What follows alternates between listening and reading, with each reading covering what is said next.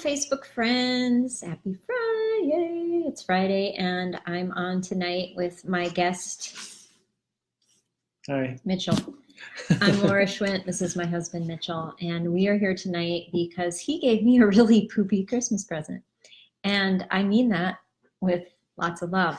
But when I opened it, he was so excited about it. First of all, he was like, "Oh, I can't wait for you to open this." So I opened it, and it looks really fancy. Like I'm thinking, ooh, designer something. Getting it through airport security was a challenge. Yeah, he made this big deal about it. And then I read on the side, it had this little thing, conflicting food advice is now obsolete. And then I read on this side, imagine living in a world where illness is optional. So it really had me intrigued, and so I'm going to try and open it. But even more so, now it's Santa silver, brought me one too. really exciting. And oh my gosh, there's so many things to open, and I keep opening it and all this stuff. And as I get into it, there's like weird stuff. Like, what did you do?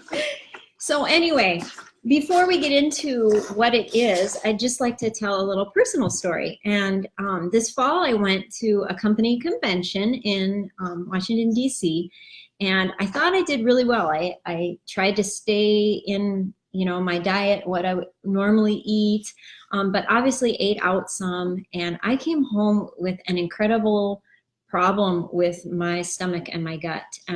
Couldn't even stand up straight to walk. It hurt so bad, and it was days.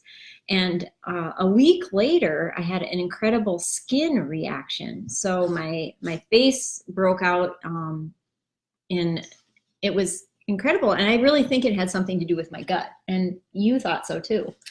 Oh, probably. I mean, the variety of things that you eat when you travel is, you're opening yourself up to a variety of problems. I'm not just talking about food poisoning, but I'm talking about things that you don't normally eat in your diet, and your body can't handle that. And it can create problems for people when they travel or when they eat out at a friend's house or just a local restaurant. Right. So what he told me is this is going to be the answer to help me prevent that from happening in my future. So I see Jennifer's on. Hi, Jennifer. Thanks for joining us tonight. And I see Julie's on too. Thanks for joining us. Hopefully you can get some good information about my poopy Christmas present. So I'm going to turn it over now to the expert. I got this book, and it's very interesting, but he's going to share with us a little bit about what the biome is. Yes. I heard a speaker, Naveen Jain, he's a billionaire, and his whole mission is to make being sick obsolete. And what a lot of people fail to realize is that a lot of the sickness that comes in our life is based on what we're putting in our bodies. Food is truly medicine. If you go way back to Hippocrates, he talked about, instead of giving a medicine or recommendation, fast for a day or use food as medicine.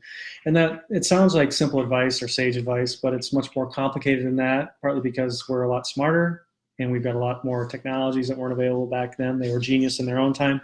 And in 50 to 100 years, people are going to think we're quite silly and antiquated in our knowledge. But the reality is that we are guests in our own body. The bugs in our system really determine a whole host of things, how we can metabolize our food, what kind of nutrients we need, what kind of nutrients our body can produce, how we feel, are we sad, depressed, anxious, all those things are oftentimes generated by what's in our gut, because those little bugs, those little things that we flush away in the morning, produce a variety of neurotransmitters, and that is largely influenced by how you treat them.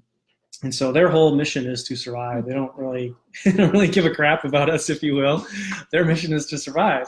And to do that, they'll produce a variety of substances that will make us feel good, like sugar. Sugar makes our brain light up, and they like sugar. Or they'll make us feel bad. We drink alcohol, we produce a toxic metabolite.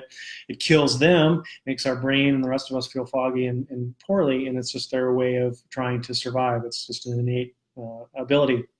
And so the benefit of this little kit is that, this isn't foreign to us. We've done this little kit before. And a lot of times it was, I'm trying to think of how to describe this. It's kind of like looking at a typewriter.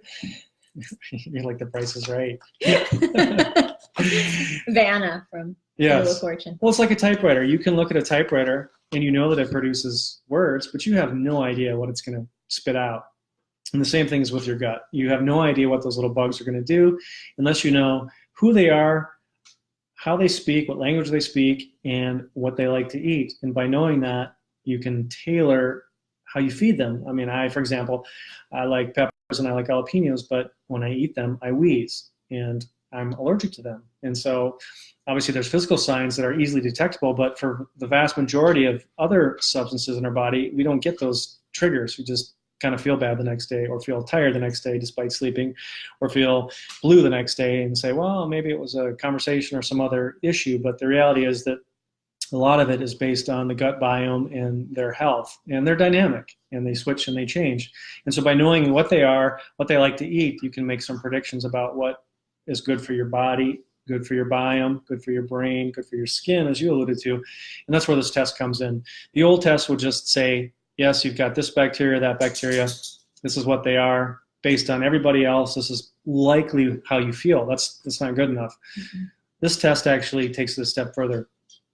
Shows what your body likes, what the biome likes, and gives you some ideas and recommendations about food that you should eat a lot of, should eat a little of, and should completely avoid. And so I'll be very curious to see when these results come back, what it suggests. I have a pretty good idea of what I think it's going to suggest, but until you get the data back, science, obviously the proof is in the pudding. Well, and so this is specific for each person, right? So everybody is different. You can't just say that this is, you shouldn't eat this because it's not good for your microbiome. It really depends on what's in your gut, right? Well, I'm going to kind of present it in sort of simple guide terms. So it's the difference between a regular car and a diesel car. And so you look at the car, it looks the same, but one takes a completely different type of fuel. And if you know what fuel it needs, you'll have a pretty good idea of how it runs. If you try to put regular gas in a diesel car, even though the car looks the same, the result is going to be much, much different. It's going to break the system. And so this test, based on the type of bacteria, whether or not they can metabolize or ferment or handle a specific nutrient, will give a pretty good idea about whether or not that food is good for what's in your gut at this point in time. Well, it's really interesting because I think that, I was just listening to a podcast and they referred to, our six senses, and then referring to beyond that, like the seventh and eighth sense being the microbiome, that how it deals with so many things. And I was just reading in this book all the different things that if your microbiome is messed up can lead to, like diabetes, Crohn's disease, allergies, obesity, depression, irritable bowel syndrome, Parkinson's, autism, lupus. I mean, just really crazy things that seem to be on the rise more. And maybe it has to do a lot with our gut and the way our food has changed. Does that sound reasonable? That completely makes sense. I mean, I know you did a live on being alone at the holidays or feeling blue at the holidays. And I think what a lot of people don't realize is that the amount of feel-good or happy neurotransmitters are produced in the gut. Serotonin, people may take Zoloft or sertraline or some other medication to kind of alter those levels. But a variety of bugs in the gut can actually produce that neurotransmitter. It's how they communicate not only with themselves, but also with your brain, signaling, hunger or depression. A lot of people eat when they're sad, and so it's part of their survival mechanism. And it is influenced by a bunch of different things. And so, yeah, you're absolutely right. There are tons of disease processes that are tied to what's in the gut and how we mistreat the gut. Cheetos. We did a live on Cheetos not too long ago. That was fun. I love Cheetos. Made a podcast out of it. It was good. Haven't eaten them since. Alcohol, sleep. I mean, it's there. I don't want to say it's just one simple thing. You're not going to just take one point in data and completely change or transform your life, but it's a piece of the puzzle. It's like your blood pressure or your weight or, a variety of other metrics that we look at, your blood sugar. And so it all kind of comes together, but having a pretty sound idea of what's in your body and how it wants to be fed to produce optimal results in health and avoid some of the problems is pretty powerful. So I guess my Poopy Christmas present turned out to be a pretty cool Christmas present. I'm excited to see the results. I'm not going to do a live on how we collect these specimens. I think I'll leave that private. But certainly we'll probably hop back on and do another live with results and just how we're going to alter our life. I too feel that there are definitely foods that I eat that I know I probably shouldn't. I know peppers are really, I'm really sensitive to peppers and some other things. So it'll be interesting to see if that comes out.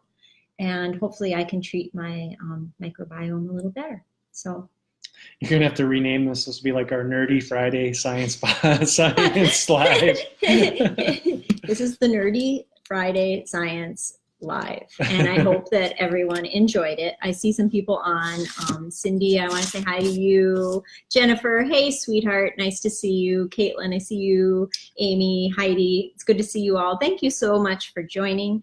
And hi, Colleen. Oh, you see some more people. Thank you. I'm not good at that part.